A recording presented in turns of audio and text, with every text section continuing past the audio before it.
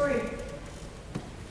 There was an older woman who was mentoring a younger woman, and they just started this relationship, and they just started meeting on a regular basis, once a week. And the first couple of meetings, the younger woman was just really lamenting about how dissatisfied she was in her marriage, how disappointed she was in the things that her husband was doing or not doing. And so they were having this conversation, and the older woman, of course, would listen very patiently and would encourage her in the Word and pray for her. Well, about the third or fourth session, again, the younger woman coming in just sobbing, so disappointed, so grieved that her marriage was just so disappointing, and just her expectations just weren't met, and she was just so grieved over the whole thing. So the older woman just started asking her specific questions, and made sure that she wasn't being abused, or there was anything. No, it was just kind of petty things, according to the older woman. But for the younger woman, this was serious stuff. She was just really lamenting over the dissatisfaction she was having in her marriage. Well, the older woman, being wise and being married for several years, shared a story with the younger woman.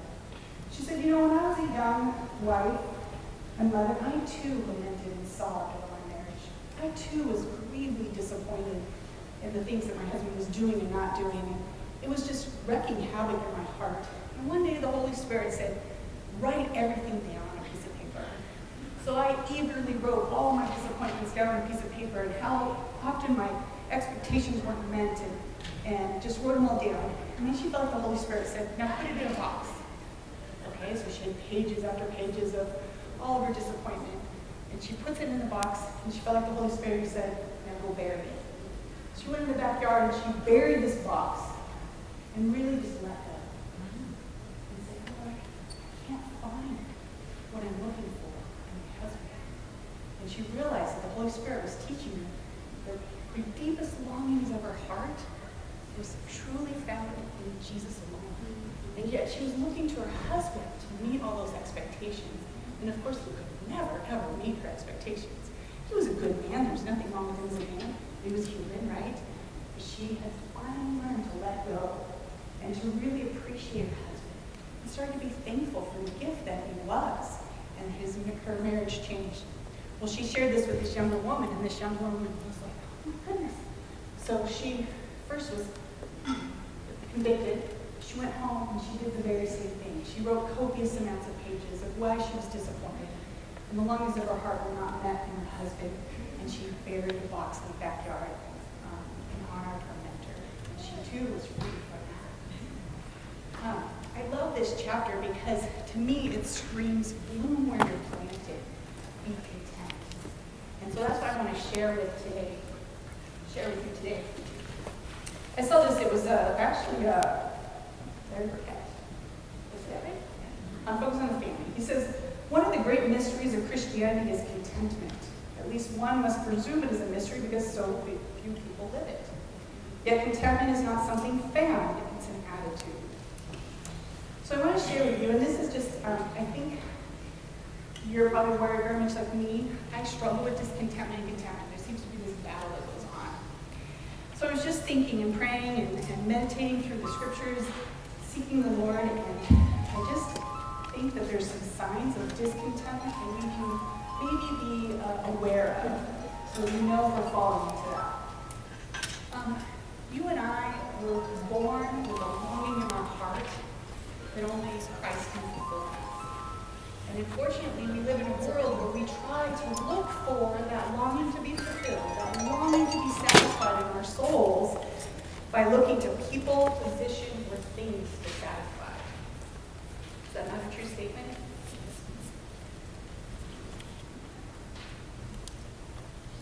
We look for people to try to satisfy that longing of our heart. Look for a particular position, whether it's in the church or in marriage, outside of marriage, to fulfill that longing that we have, or for things. We say things like, well, when this happens, then I'll be okay. Right? Anybody ever say those kinds of words or think those kinds of thoughts?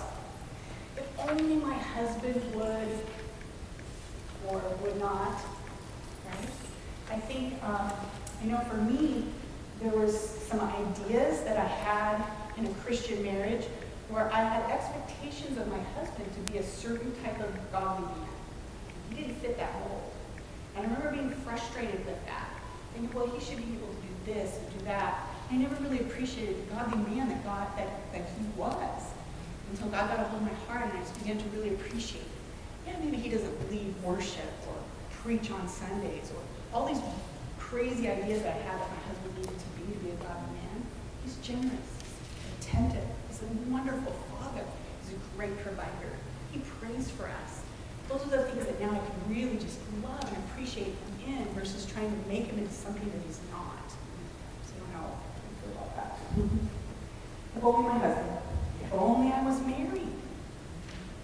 And those of us are married if you like, if only I was single. Right? If only I had children then. So what? I'll be happy. If I did. I would never say that. I heard this a lot too, and I have to myself said it, if only I had a house. The house. I would open it up. I'd have house things and justify our longings, don't we? Just a house. Yeah, just a house. Right? And we look for those things to satisfy us. I don't know about your experience or my experience is when I pursue those things outside of Christ, it comes up empty every single time. Very disappointing. If only I had that position. How much is enough? I don't know about you. Do you ever buy something? Maybe it's clothes.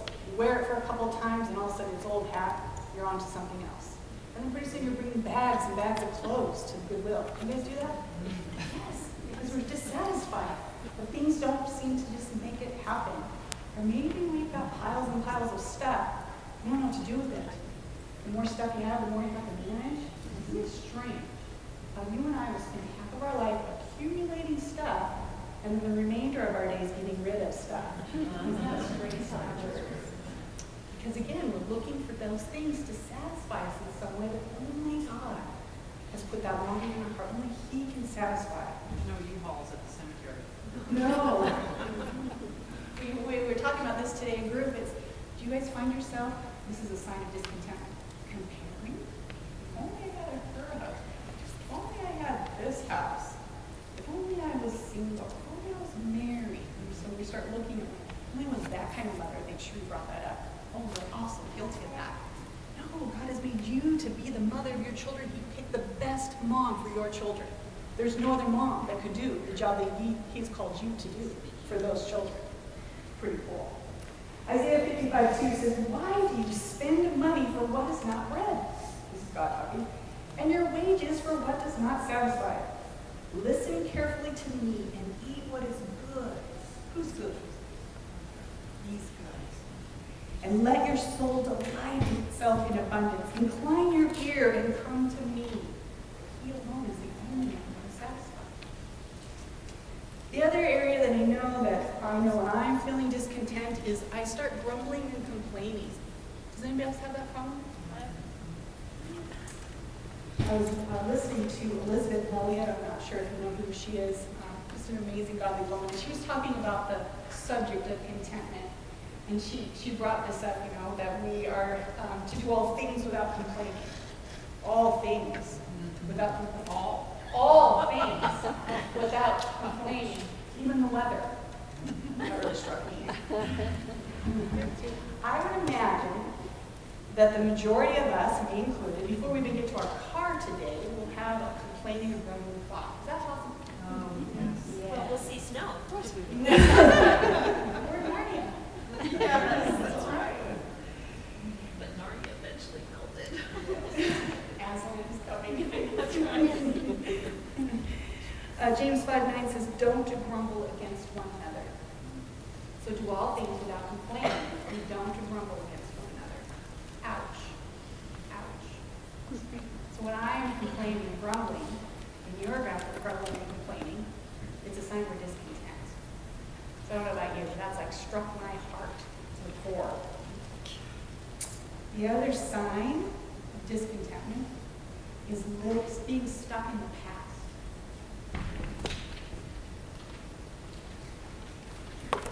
we hang on to something in the past that won't allow us to move forward.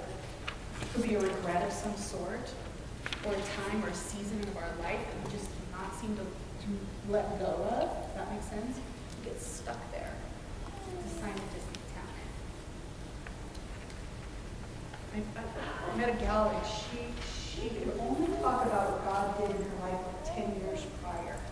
She had nothing fresh in her life that God was doing. She was so stuck there that she was missing his wonderful fingerprints in her life today. She was just in a state of discontent. Today was not good enough. Yesterday was better. Or, conversely, we can be so focused on the future, right? We miss what God's doing today and being content with today. The other sign of discontentment is we become consumed with self-pity, anger, and bitterness. The word discontent in the Bible is synonymous with bitter or bitterness. And the word is mar, M-A-R. I'm going to see if you guys remember. There was a very godly woman in the Bible. And she suffered tremendous loss in her life.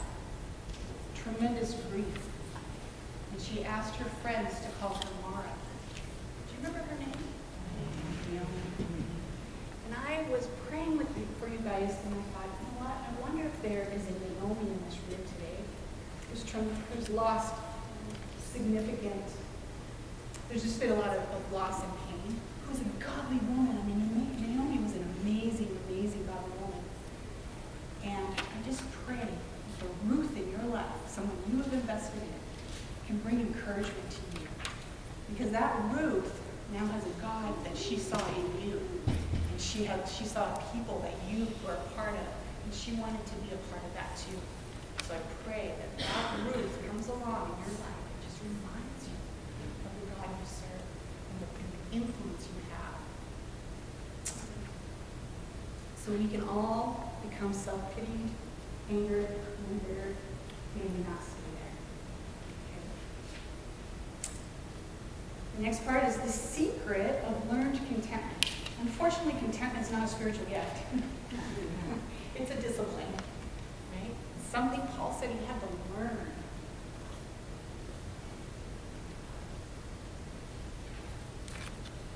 So the first way we learn contentment is to trust in God alone to satisfy. Do we truly believe that He alone satisfies? Do we practice it for ourselves? That's where the rubber meets the road, right? I can profess, oh yeah, God alone satisfies. So then I start not complaining. Or I start looking for people, possessions, or positions to try and satisfy. So I'm still working that out in my salvation. We need to be reminded. Isaiah 58:11 says, "The Lord will guide you continually and satisfy your soul in drought." Isn't that beautiful? He alone satisfies. The other secret of learned contentment is to give thanks in every circumstance, even with the snow. Gratitude beats out discontentment every single time. I can testify to that. Anytime my brain is going in the wrong direction, and the Lord can get a hold of my brain and go, what are you thankful for? And all of a sudden, all these wonderful things that God reminds me of, the treasures and the gifts in my life, and that's gone. Discouragement's gone, discontentment's gone in a heartbeat. And I'm filled with this peace and joy once again. It's just a discipline. 1 Thessalonians 5:18, "In everything give thanks." Not small things, only when things are going well. In everything give thanks.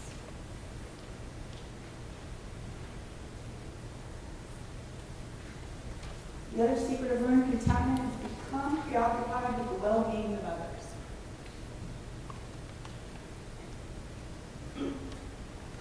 I can't help but think that as Paul was writing to the church in Corinth on this particular subject, that a particular couple might have come to mind. he met this couple in Corinth, actually. It was Aquila and Priscilla. He spent a year and a half with them as tent makers. I can only imagine that the three of them had many meals together. Spent a lot of time together. They ministered together. They encouraged one another. They reminded each other of the Lord.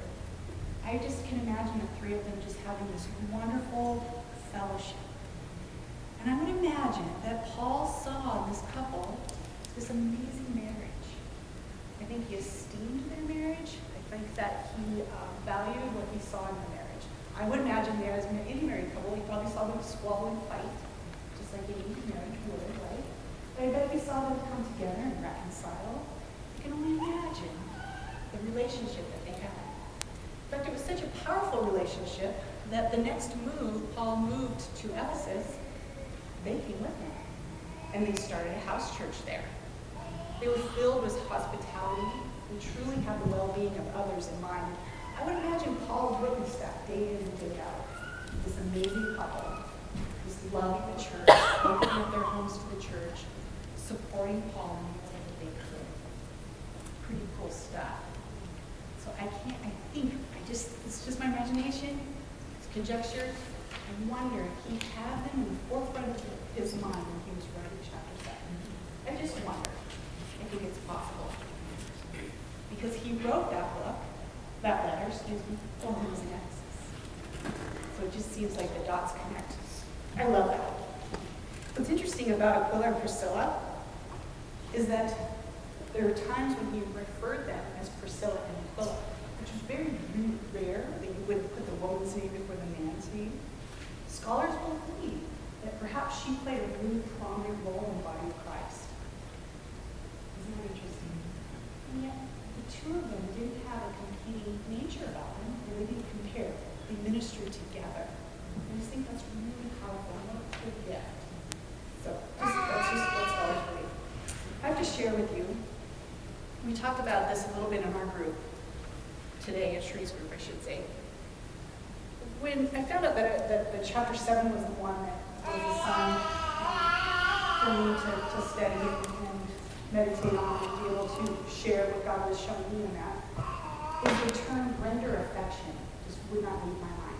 In fact, it's been the voice, his voice in my head for weeks now. Every day, render affection. And unfortunately, I'm wired to be someone who's not really thinking along those lines of rendering affection. I know for some of you that comes really, really natural. For me, it does not come that natural. What's really awesome about this is God just keeps permeating this render affection, to where I'm being really mindful about it and really intentional with my husband about it. Because for him, that's a huge thing. It's his love language. It tells him that I love him, I respect him, and those kinds of things. And so I've been really intentional about rendering affection. And it's this really mindset that I have to go through. Because it doesn't come naturally to me at all. Some cool things have come of that, some fruit of that. We've had a lot more sex, which is just put it out there.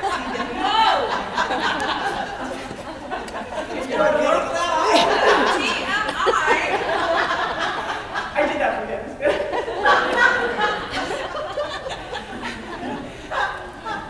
Embarrassing. There's just been an intimacy. Let me just put it that way. It's not always a physical. It's not always a physical. Right. Too late. I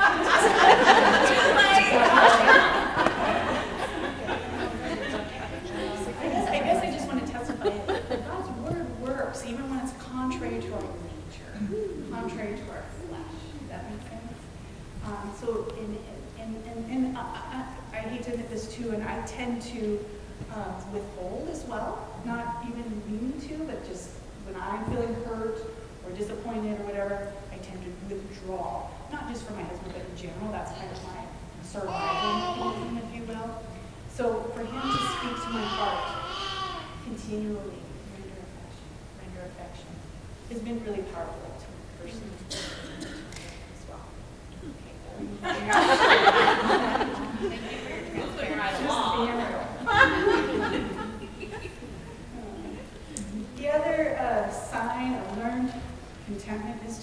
let go of unmet expectations and then live our lives with expectancy or hope. Hope in the one, that anything's possible with God. If we are expectant that he's going to move and breathe and pour out his love and grace to us, wow, what an amazing life versus being bound in expectations. I love this verse. I think it's Proverbs 10:20. It says, the hope of the righteous will be gladness, but the expectation of the wicked will perish. Isn't that interesting? And I remember Kelly once doing a lecture on expectation, and she shared that for her, expectation is sin.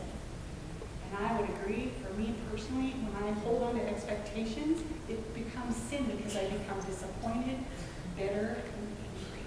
So the fruit for me never comes out very well. It turns wicked. And finally, the secret of learned contentment is acceptance of God's provision and plan. So again, it's blooming where we're planted. We have longings, and I don't think that longings are bad in themselves, but he needs to be our ultimate longing. He will fulfill the desires of our heart. He will choose the desires of our heart to align with his desires. In case we forget, the Lord directs the steps of the body. I love that. One of my favorite prayers is, Lord, order my steps, because that is his will. He will order our steps. He does write our story. He delights in every detail of our lives. Proverbs 16:9, we can make our plans, but the Lord determines our steps. Just love it. So his plans and his ways perfect. He will lead us on the path of righteousness. Not because of what anything you and I do, it's because it's his name that's at stake. Let's pray. Lord, we accept your will in our lives. We accept where we are today because it's your best for us. Help us to cling to that and hold on to that. Even when it doesn't feel good, feel right. Lord, you are sovereign. You alone love us with such a deep love, and only you can satisfy us. Lord, may we be a people that are content. May we be a people that exude your peace wherever we go.